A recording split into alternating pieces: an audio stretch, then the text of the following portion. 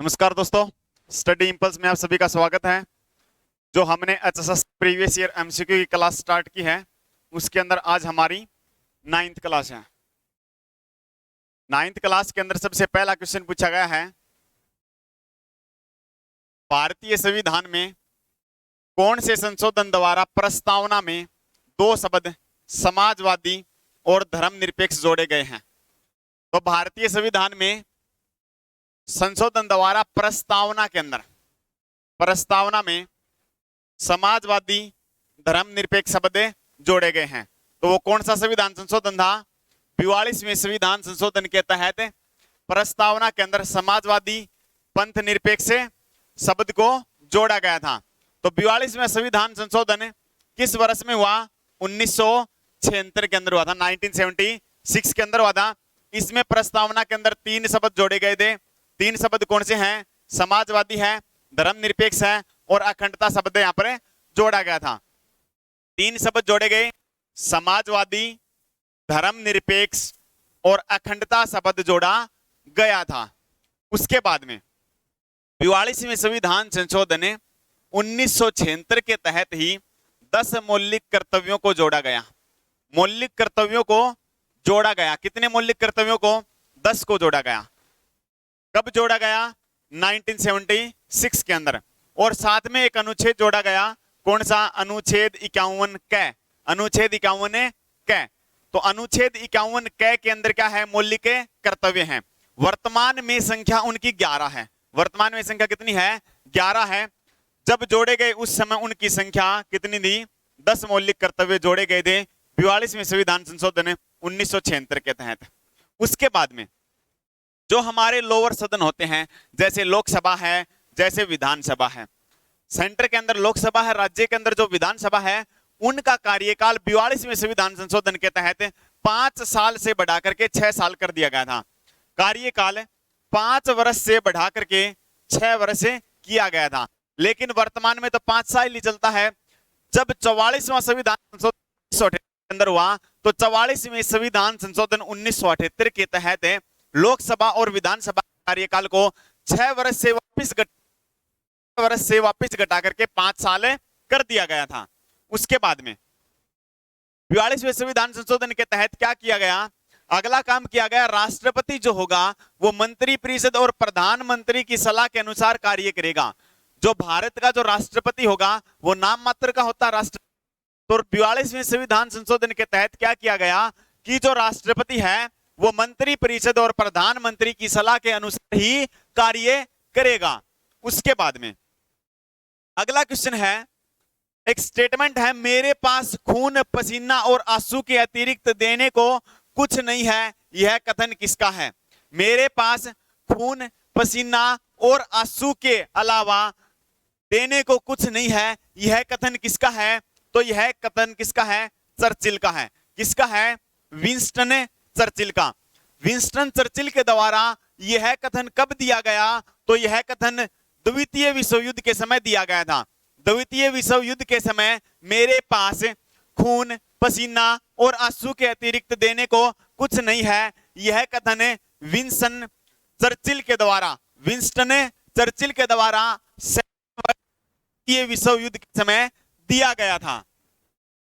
और Winston Churchill के द्वारा ही महात्मा गांधी को अर्धनंगन फकीर कहा गया था। तो अर्धनंगन फकीर महात्मा गांधी को किसने कहा? विंस्टन चर्चिल ने कहा था।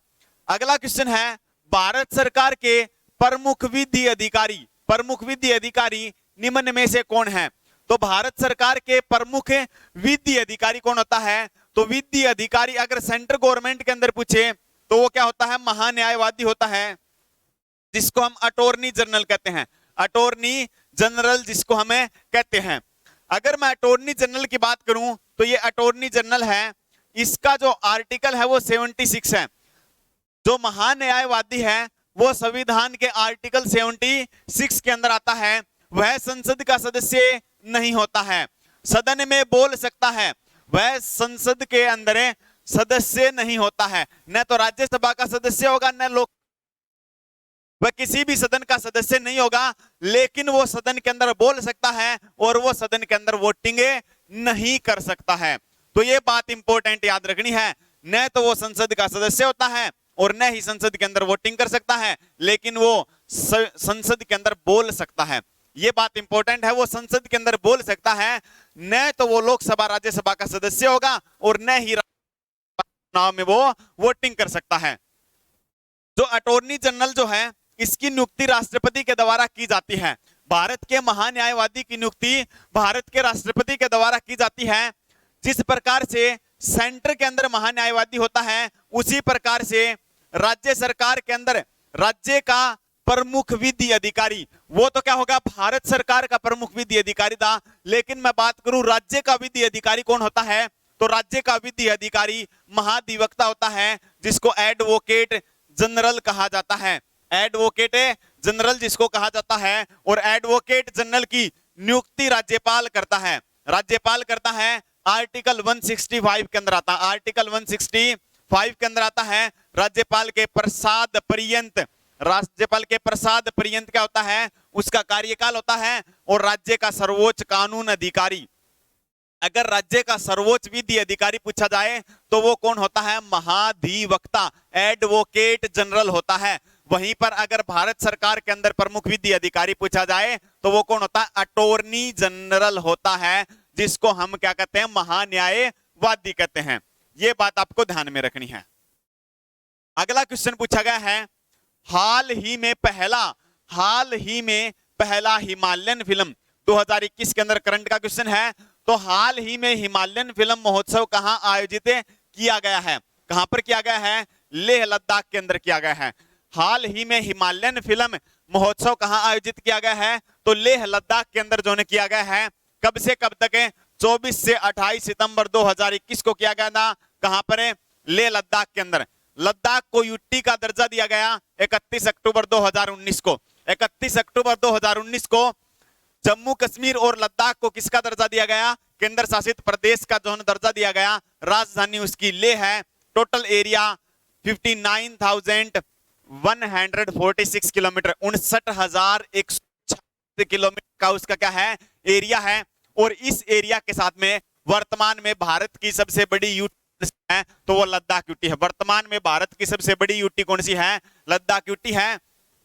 पहले जब लद्दाख और जम्मू कश्मीर नहीं बना था तो उस समय अंडमान निकोबार द्वीप समूह क्या होते थे, भारत की सबसे बड़ी यूटी होती थी एरिया वाइज। लेकिन वर्तमान की अगर मैं बात करता हूं तो वर्तमान में 59,140 किलोमीटर स्क्वायर एरिया के साथ में लद्दाख जो यूटी है वो भारत की सबसे बड़ी यूटी है।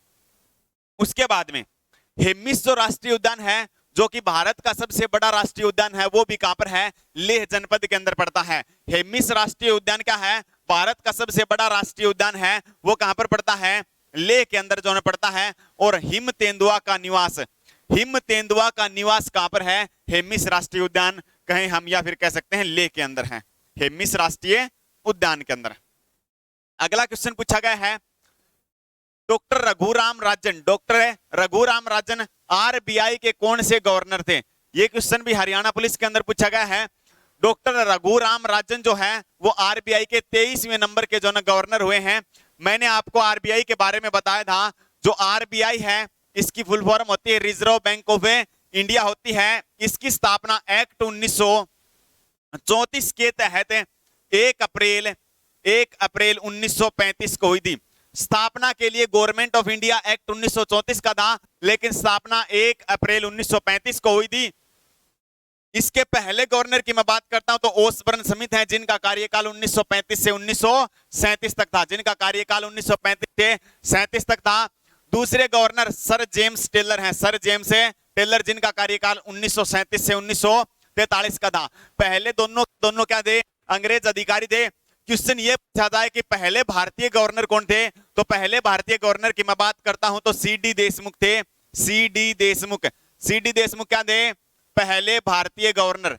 पहले भारतीय गवर्नर की मैं बात करता हूं तो वो कौन थे, सीडी देशमुख है, जिनका कार्यकाल 1943 से 1949 तक था। 1943 से 1949 तक का उनका जो कार्यकाल था। और जब आरबीआई का राष्ट्रीयकरण हुआ, आरबीआई का राष्ट्रीयकरण कब हुआ था, 1 जनवरी 1949 को जब उसका राष्ट्रीयकरण हुआ 5 करोड़ रुपए की लागत से, तो उस समय आरबीआई के गवर्नर कौन थे, सी डी देशमुख थे। जब भारत आजाद उस समय आरबीआई के गवर्नर कौन थे? सी डी देशमुख थे। 23वें नंबर के कौन है? रघुराम राजन थे। 24वें नंबर के उर्जित आर पटेल, और वर्तमान में 25वें नंबर के कौन है? तो शक्तिकांत दास हैं। वर्तमान में कौन है? शक्तिकांत दास है। कौन से नंबर के हैं? 25वें नंबर के हैं। पहले कौन थे? ओसबर्ने समित थे। पहले भारतीय कौन थे? सी डी देशमुख थे। उसके बाद में अगला क्वेश्चन है, रंगून कौन से देश का नाम था? हरियाणा पुलिस एसआई के अंदर पूछा गया क्वेश्चन था, रंगून कौन से देश का नाम था? तो रंगून किसका नाम था? अफगानिस्तान का, कजाकिस्तान का, भूटान का, इनमें से कोई नहीं। तो इनमें से कोई नहीं, क्योंकि म्यांमार की राजधानी होती थी पहले। तो रंगून का प्राचीन नाम था थांगून। क्या नाम था? थांगून। म्यांमार देश की राजधानी है। कौन से देश की राजधानी थी? पहले थी। कौन से देश की? रंगून किस देश की थी? म्यांमार देश की राजधानी थी। बहादुर शाह जफर, बहादुर शाह जफर, अंतिम मुगल शासक बहादुर शाह जफर को कहां पर दफनाया गया था? 1857 की क्रांति के बाद अंग्रेजों ने बहादुर शाह जफर द्वितीय को गिरफ्तार करके कहां भेज दिया था? रंगून भेज दिया था। तो बहादुर शाह जफर को यहीं दफनाया गया था। कहां पर? रंगून के अंदर। आजाद हिंद फौज का जो हेडक्वार्टर है वो भी रंगून के अंदर था। आजाद हिंद फौज की स्थापना किसके द्वारा की गई थी? नेताजी सुभाष चंद्र बोस के द्वारा की गई थी, और उसका हेडक्वार्टर कहां पर था? रंगून के अंदर था। अगला क्वेश्चन है, वाईफाई का पूरा नाम क्या है? हरियाणा पुलिस एसआई के अंदर पूछा गया क्वेश्चन है। वाईफाई का पूरा नाम होता है वायरलेस, वायरलेस फिडिलिटी होता है। वायरलेस फिडिलिटी होता है। बाकी जो जितनी कोशिश मेरे द्वारा की गई है कि इसके अंदर बाकी जो यहाँ पर हरियाणा पुलिस के अंदर लगभग जो फुल फॉर्म पूछी गई है उनको कवर करने की कोशिश की है। मैंने कुछ 10-15 तो जो आपको फुल फॉर्म है वो पिछली वीडियो के अंदर करवाई है। अब आगे की अगर मैं बात करता हूं तो 7-8 जो है फुल फॉर्म जो पूछी गई है फिलहाल के अंदर 2021 के अंदर, वो मैंने यहाँ पर कवर की है। हरियाणा पुलिस से संबंधित पीटीए संक्षेप शास्त्र का अर्थ है। पीटीए का फुल फॉर्म क्या होती है? पुलिस ट्रेनिंग एकेडमी होती है। हरियाणा पुलिस एसआई के अंदर पूछा गया पीटीए की फुल फॉर्म क्या होती है? Police training academy, police training academy. Badminton खिलाड़ी पीवी सिंधु का पूरा नाम भी एसआई के अंदर पूछा गया था। तो क्या है? पुसरला वेंकट सिंधु, पुसरला वेंकट सिंधु। हरियाणा पुलिस की भर्ती में पीएसटी शब्द का अर्थ है। ये क्वेश्चन भी एसआई के अंदर पूछा गया क्वेश्चन है पीएसटी का। पीएसटी की फुल फॉर्म होती है फिजिकल स्क्रीनिंग टेस्ट। पीएसटी और पीएमटी होता है ना, physical screening test, physical screening test. और दूसरा होता है पीएमटी। पीएमटी की फुल फॉर्म होती है physical measurement test, physical measurement test होता है। तो यहाँ पर पीएसटी की फुल फॉर्म पूछी गई थी, फिजिकल स्क्रीनिंग टेस्ट होता है। SCSI कंप्यूटर से रिलेटेड है। ग्राम सी 2020 के अंदर क्वेश्चन पूछा गया था। तो SCSI की फुल फॉर्म होती है small computer system interface, small computer system interface होता है। HPPC, ये HPPC Haryana power purchase centre, Haryana power purchase centre, ये भी ग्राम सी 2020 का क्वेश्चन है। उसके बाद में फुल फॉर्म जो पूछी गई है वो पूछी गई HVPNL। जिस प्रकार से जो विद्युत विभाग था उसको 2 भागों में आगे बांटा गया, तो उसमें से एक की पूछी गई है HVPNL, हरियाणा विद्युत प्रसारण निगम लिमिटेड। एक थी हरियाणा विद्युत उत्पादन निगम लिमिटेड और दूसरी कौन सी थी? हरियाणा विद्युत प्रसारण निगम लिमिटेड। ये भी ग्राम सी 2020 का क्वेश्चन है। HRDFA, Haryana rural development fund administration, ये भी ग्राम सी का है। डोस कंप्यूटर से संबंधित है, डिस्क ऑपरेटिंग सिस्टम ग्राम सी के अंदर।